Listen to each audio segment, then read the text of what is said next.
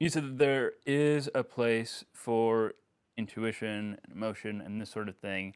And I wanted to ask about this in the context of therapy, because I think that if we went all the way down the line reductionistically and told me everything that's going on in my brain right now, it would not help me at all as far as the therapeutic process is concerned. You could tell me, oh, you have a dopamine imbalance and these things are firing wrong. But I would say, okay, what am I supposed to do with that?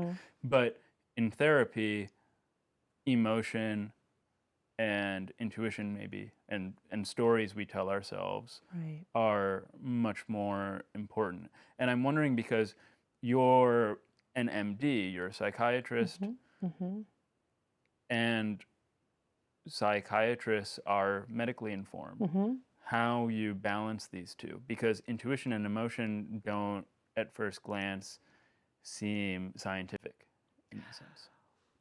Well, I mean, first of all, that's what makes the practice of psychiatry so interesting and challenging, that we're not excluding any of those schools of thought, right? Like we use the neuroscience lens, we use the sort of relational psychotherapy lens. We're very focused on emotions and affect, that's paramount.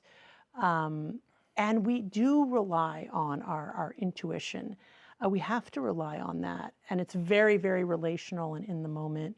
You know, preserving that kind of psychological flexibility to respond to exactly what's happening here and now, incorporating, you know, what we've talked about before. Absolutely, the narrative is really important. So, I mean, that's essentially my data, right? I collect narratives, right? And how people tell their stories is as important as, you know, the content itself, right? Whether or not they see themselves as perpetually the victim, or they're able to acknowledge what they've contributed to a problem. These are all kinds of things.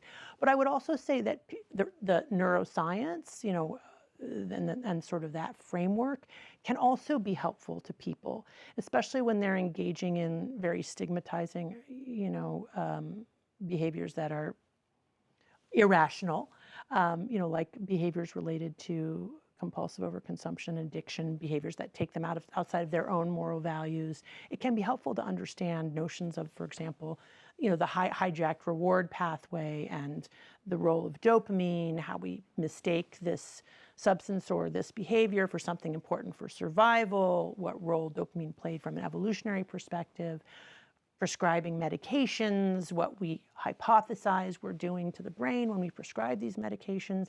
It doesn't ever have to be one or the other.